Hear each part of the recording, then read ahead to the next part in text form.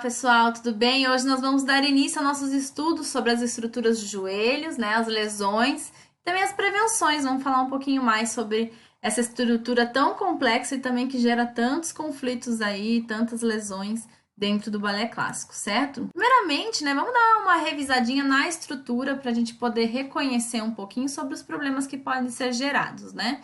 A estrutura do joelho, né, é um símbolo bem complexo, né? Então, ou seja, ela é composta pelos ossos, né, o fêmur, a tíbia, a fíbula e a patela, né, que é um osso mais soltinho, né, os ligamentos, as cartilagens, né, aí os tendões, as inserções dos músculos, né, onde os músculos vão se prender, né, e os outros sistemas, aí tem o sistema vascular, o linfático, que passam também por essa região. Nós vamos ver melhores imagens ainda ali, tá? Só pra gente dar uma passadinha pelo conteúdo. E as principais lesões, os principais problemas que podem ocorrer, né, na região do joelho são os rompimentos de ligamentos, né?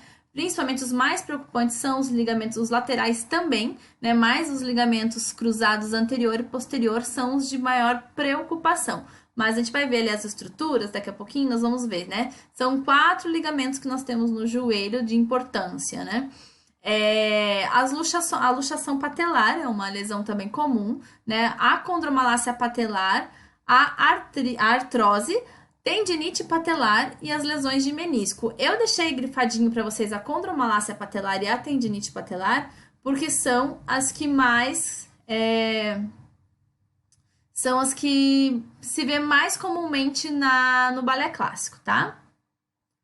Aí, então, nós vamos começar falando, vamos pular todos aqueles pontos ali, porque tem algumas coisas que eu vou mostrar em imagem, eu vou falar um pouquinho, primeiro não a mais simples, né, mas a que acontece com mais frequência e pode ter um grau mais leve ou mais complexo, dependendo do tipo de luxação ou de frequência. O que é a luxação patelar? A luxação patelar, ela é um deslocamento, o osso da patela é aquele ossinho soltinho que a gente tem. Geralmente, esse deslocamento da patela acontece se a musculatura não está bem fortalecida, né? Se existe uma frouxidão ligamentar, né? Então, acontece o deslocamento dessa patela, né? A patela, lembrando que ela é um osso sesamoide, né? E ela tem uma função de ponto de apoio, de inserções ali, que passam realmente inserções e também ela ajuda na movimentação, né? Então, ela se articula com a tróclea, né? O sulco localizado na parte da frente do fêmur. Uma outra coisa importante também de a gente falar sobre a patela, que ela existe sim uma mobilidade, né? Então, quando a gente pega, se você pegar no seu joelho, perna esticada, todo mundo já deve ter feito isso, você consegue mexer esse osso, né? Ele é soltinho, ele tem que existir essa movimentação. Não pode não haver essa movimentação, né? O deslocamento dessa patela geralmente acontece para cima ou para baixo, né? E ela realmente causa dor, causa ali bastante desconforto. A questão é se ela é frequente ou não. Se às vezes aconteceu uma vez, qual que é o que acontece? Você realmente vai estender. Se você não tem curso de primeiro socorro, não faça isso, né? Mas espere um médico fazer, ou um enfermeiro fazer, alguém que tenha um curso de primeiros socorros. Mas, tecnicamente, eu aprendi, na verdade, a corrigir essa luxação patelar, realmente porque eu tinha uma aluna que tinha um problema frequente de luxação patelar, e eu tinha um curso de primeiros socorros, e realmente, na verdade, eu trabalhava nessa época numa escola, e sempre me chamava, desde que ela tinha luxação patelar, ela me chamava para pedir ajuda para colocar no lugar. Ela mesma sabia colocar, e eu ajudava ela a colocar no lugar. O problema é quando existe realmente uma frequência muito alta, né? Dessa luxação patelar. E ela, às vezes, deslocava a patela, por exemplo, no caso dela, subindo a escada, andando, se ela corresse um pouquinho, às vezes ela deslocava a patela, então ela estava acostumada já, às vezes, colocar no lugar. No caso dela, depois, futuramente, ela era nova ainda nessa época, tinha uns 12 anos, mas ela precisou, sim, depois fazer cirurgia, porque o deslocamento dela era muito forte. Porque também ela não fazia aula de balé, não fazia aula de dança, mas ela não deixava. E justamente, em vez de ela fazer um fortalecimento, em vez de ela fazer uma fisioterapia, ela não fazia esse tipo de acompanhamento, né? Isso foi gerando mais problemas porque se tornava muito frequente os deslocamentos dela. Já tem uma outra aluna também que já peguei em aula do balé, fez um grand plié, realmente luxou a patela. Ela tinha frequentemente também, mas uma frequência bem menor. né? Então o médico indicou ela fazer balé para fortalecer, para ajudar a fortalecer, mas aconteceu uma vez em sala de ela realmente deslocar, eu auxiliei ela a colocar no lugar, e depois foi chamado o médico, ela até fez depois uns exames e tudo mais, então depois ela recebeu ainda um acompanhamento de fisioterapeuta, né? Então a luxação patelar ela se torna grave quando se torna muito frequente. Mas existe sim uma possibilidade de reverter essa situação com o fortalecimento muscular. Eu vou também pular direto para o nosso último item, né? Que eu vou mostrar depois também as lesões de menisco, tá? Então eu só vou falar um pouquinho sobre as lesões de menisco e depois nós vamos ver nas imagens, tá? Então as lesões, o que são, se vocês lembram das estruturas do joelho? O menisco é ali onde ele está apontando a caneta, aquela proteção entre um osso e outro, tipo uma almofadinha que fica em um osso e outro. Dependendo da situação da pressão, isso ajuda peso, né, sobrecarga, salto, né? Dependendo da pressão que executa, pode se lesionar esses meniscos, as lesões de menisco. É mais comum a lesão no menisco medial. O que significa medial? Vamos revisar a anatomia. Parte medial do corpo, então, quer dizer, né, o menisco que fica para o lado de fora do nosso corpo é o menisco lateral. Então, o menisco medial é o menisco que está para dentro aqui da nossa coxa, tá? Então, realmente acontece mais o menisco medial, né, do que o lateral. E ele existe também graus, né? Depende, o grau de lesão depende da morfologia e da localização. Então, nós vamos ver um pouquinho na estrutura lá do menisco essas localizações. Então, só para vocês poderem anotar as informações.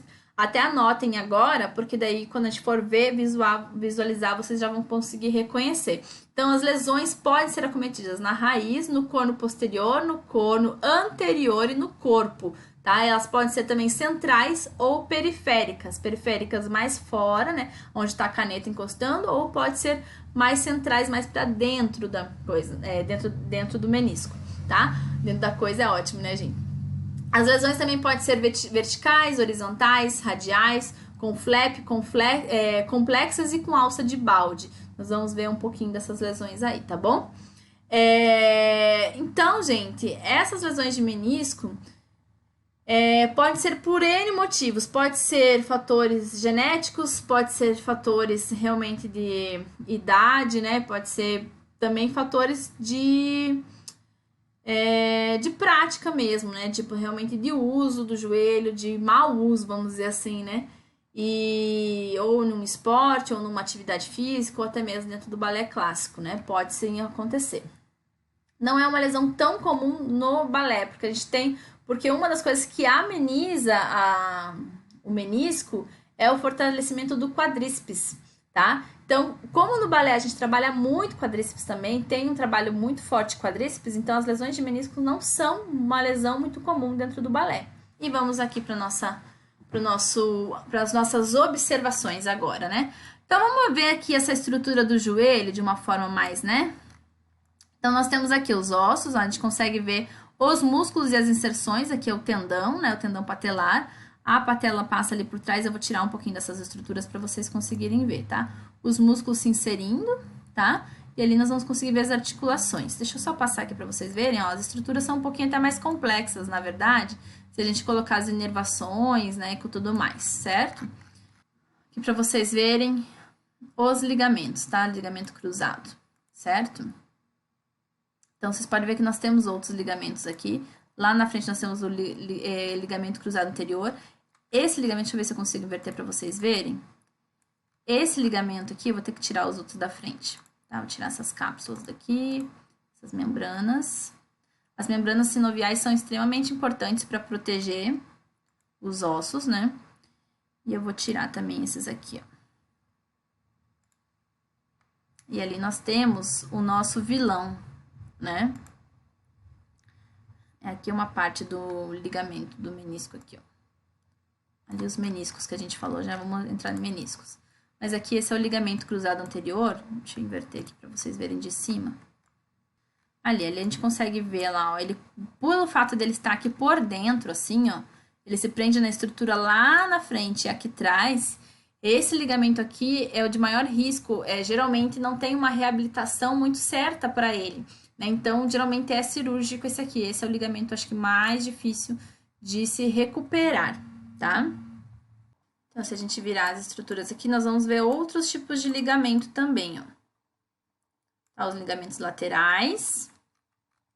Ó, ligamento lateral direito, certo? Aqui nós temos o ligamento anterior, ligamento posterior aqui, tá? Então, pode ver que a nossa estrutura é bem complexa, certo? Eu quero que vocês dêem uma olhada aqui, porque nós vamos falar dos problemas aonde eles estão. Então, a nossa patela ali, ó, que a gente já falou sobre a luxação patelar. E é importante perceber que existe uma proteçãozinha aqui, ó. Ó, aqui, tá? Nós temos uma cartilagem aqui. E aqui, ó, também temos a cartilagem aqui na patela. É muito importante a gente perceber isso aqui, porque nós vamos falar sobre isso também, certo? Sobre as lesões mais comuns no balé. Então, é bem importante a gente perceber isso aqui. Então, pode ver, pela questão dos nossos ligamentos aqui, a primeira coisa que a gente vai falar, que é dependendo do trauma, dependendo do uso, do mau uso, da falta de fortalecimento muscular, o que pode acontecer com esses ligamentos? Todo mundo fala rompimento de ligamento. E pode realmente acontecer, tanto nos laterais, né? Tem os laterais mediais também aqui. Ah, entrei demais na estrutura.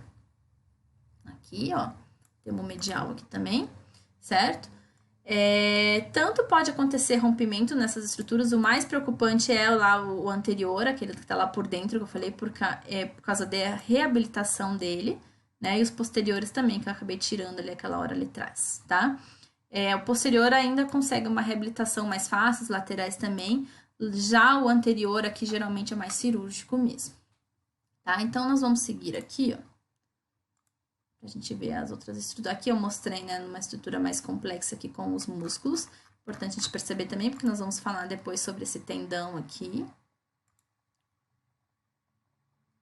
E aqui vamos falar sobre o rompimento, ó. Então, o rompimento, ele é realmente uma fissura que acontece no ligamento. Aqui nós temos o posterior, né? Ali na outra perna que tá mostrando os laterais, ali também os importantes, né? Você viu que a gente tem mais dois ligamentinhos na parte lateral aqui. Mas o mais importante é esse aqui, o lateral mesmo, né? Aquele grandão que liga um osso ao outro aqui, tá? E esse cruzado aqui é o que realmente deve-se mais se preocupar.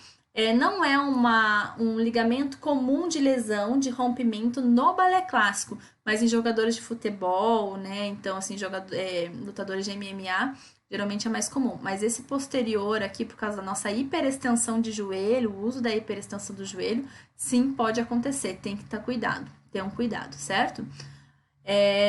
O melhor cuidado, melhor prevenção realmente é o fortalecimento muscular. Quanto mais fortalecido os músculos, melhor o trabalho, por isso é tão importante, porque a gente trabalha muito flexibilidade. Então, só ficar alongando, se a gente não trabalha fortalecimento, a gente joga uma carga muito grande nos ligamentos, tá? Então, quanto maior fortalecimento, menor carga nos ligamentos, tá?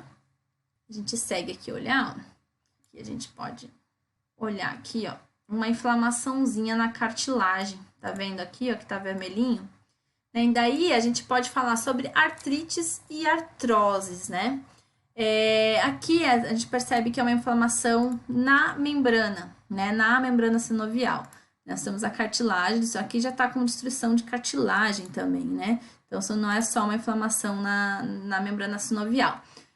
Sabem qual que é a diferença da artrite e da artrose? Então, as artrites, né, elas são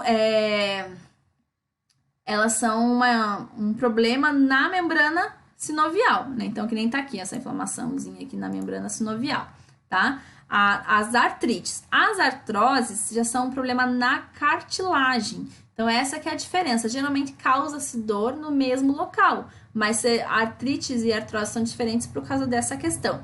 A artrite, ela é uma doença, né, na membrana sinovial, que ela está mais ligada a doenças autoimunes, a bactérias, a vírus, a realmente problemas cotidianos, assim, que pode cometer, por exemplo, assim, quem, por exemplo, tem dengue, geralmente sente como se tivesse desenvolvido uma artrite, né? Então, porque ela realmente causa essa inflamação, que é pelo vírus, tá? Então, assim, é importante entender essa diferença. Já as cartilagens é uma diminuição, quando gera artrose, é uma diminuição do colágeno. Então, geralmente é uma doença já degenerativa que tem que tomar mais atenção, né? Porque realmente é reposição com reposição, com acompanhamento, realmente que você vai conseguir tratar uma artrose. Já a artrite, realmente às vezes ela pode ser temporária. E o que gera artrite e artrose, né? A artrose, anotem isso, certo? Depois vai estar lá no e-book no final, mas já faço as anotações de vocês. A artrose, ela pode gerar perda de movimento, pode gerar, realmente não é perda do movimento, mas ela pode criar uma limitação do movimento. Já a artrite, ela vai gerar um inchaço, um desconforto muito grande, uma dor muito grande, e vai gerar um aumento de temperatura. Então, essa é a diferença no diagnóstico. A artrite, ela gera, sabe quando você já sentiu o joelho quente, uma inflamação, realmente um inchaço? Pode ser artrite, tá? Vamos falar sobre o tal do menisco? Então, lá, o menisco aqui, ó, tem aquela estrutura lá no meio, tá vendo? Ela é tipo uma... Gente do céu, uma ferradura de cavalo que fica cada uma lá pra dentro, viradinha dentro do osso, certo? Então, lembra que a gente falou do corpo, né? Os anexos aqui, onde ela se fixa, né? Então, assim, tem o corpo. Então, dependendo da lesão, aqui, por exemplo, a gente tem um rompimento perto da raiz, né? Então, aqui, né? Lágrima na raiz meniscal aqui. Então, aqui é uma lesãozinha grave aqui para se conseguir recuperar isso aqui, né? Geralmente, intervenção cirúrgica, ainda mais um rompimento total, né? Então, assim... O grau de lesões do menisco podem variar bastante, porque por causa da complexidade mesmo, né? Então, assim, se for quanto mais perto das raízes aqui, ó, nós temos aqui as raízes, ó, certo? Onde ela se fixa, né? Diferente aqui, o menisco medial, por exemplo, aqui, né? E outra coisa é a raiz, o que vai prender ao osso, né? Quanto mais próximo aqui da raiz, né? Aqui houve um rompimento da raiz com o menisco, mais perigoso tá? Pode acontecer a lesão, por exemplo, nesse meinho, né? Então, assim, se for mais... lembra que a gente falou que pode ser mais lateral, pode ser mais medial, né? Então, isso vai depender de onde for a lesão, certo? Na verdade, lesão de menisco sempre... aqui tem outra raiz. Sempre vai ser grave, né? Porque é uma estrutura muito interna ali, né? E realmente é muito complexo fazer o tratamento de menisco. Mas existem possibilidades cirúrgicas e não cirúrgicas, certo? E para você entender a importância do menisco, que pode haver um desgaste, inclusive, do menisco, né? É o próprio movimento, né, da perna, né? Então, a gente depende... Essa pressão, vamos ver aqui de trás, ó. Esses ossos aqui, ó, lá tá assim o menisco ali, ó, pra gente poder utilizar. Se não tivesse menisco, existiria uma fricção muito grande nessa movimentação. Você consegue imaginar, ó, nosso osso arrastando no outro sem nenhuma proteção? Então, o menisco tem uma função muito importante. Se a gente começa a perder, deformar esse menisco, a dor pode ser muito insuportável aqui, né? Então, a gente tem que realmente cuidar dos nossos meniscos. E qual é a melhor forma de cuidar dos meniscos?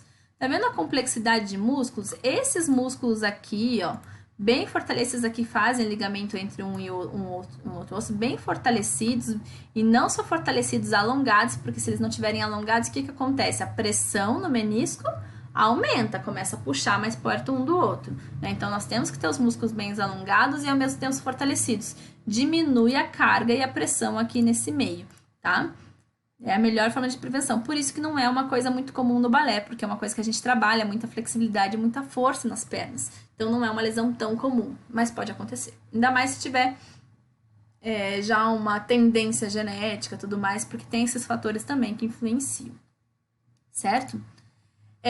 Da condromalácia, da tendinite, nós falaremos exclusivamente numa outra aula, né? Porque realmente, por isso que eu pedi para vocês prestarem atenção naquela estrutura da frente, porque são as doenças que acometem mais dentro do balé clássico.